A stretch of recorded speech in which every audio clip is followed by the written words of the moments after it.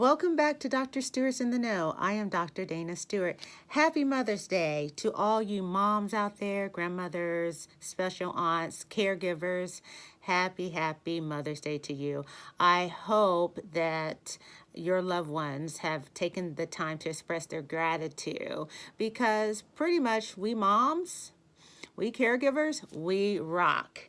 And so Mother's Day is an awesome opportunity to just say thank you and I love you, and to not take for granted those women in our lives that have made such a positive change and had such a positive effect in our lives.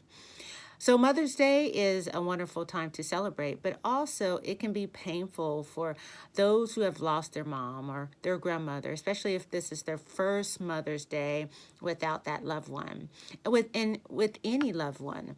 So I do want to talk about those children who don't have their mother, who have their mother has died, and it is such a tough thing to deal with, but especially as a kid.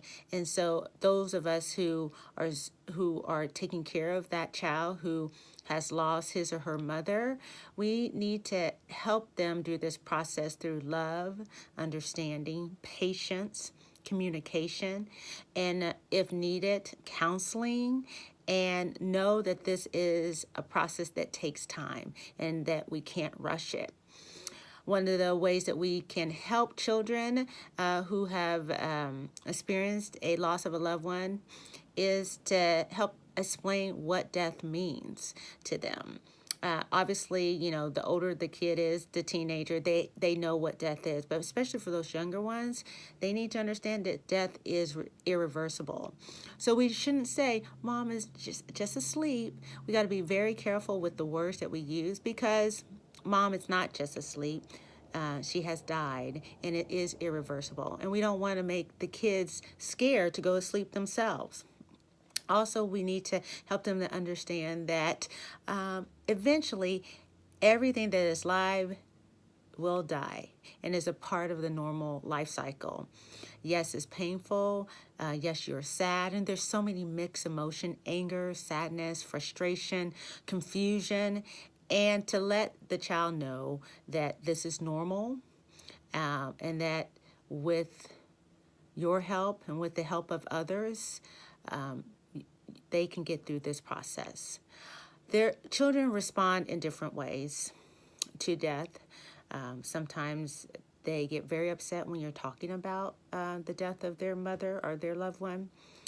Sometimes they are angry. Sometimes they just want to express their feelings through writing or playing or artwork. Sometimes the older kids, the teenagers, they engage in risky behaviors.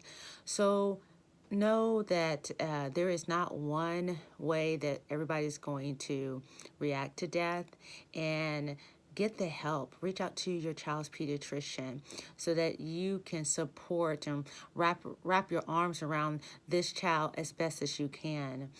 One of the things that often we see is that children feel guilty. Somehow they feel responsible for the death of their loved one.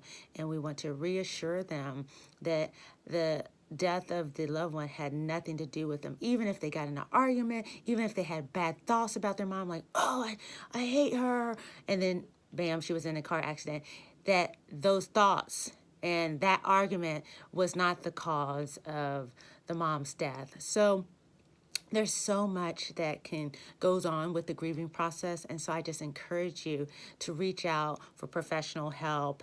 And that kid that is quiet, that seems like, oh, he's so stoic, really be on the lookout for that child.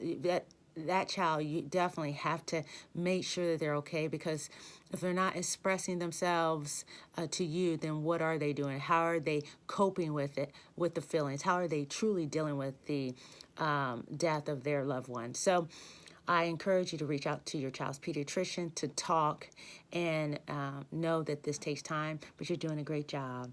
Hang in there. And again, happy Mother's Day to all of you out there.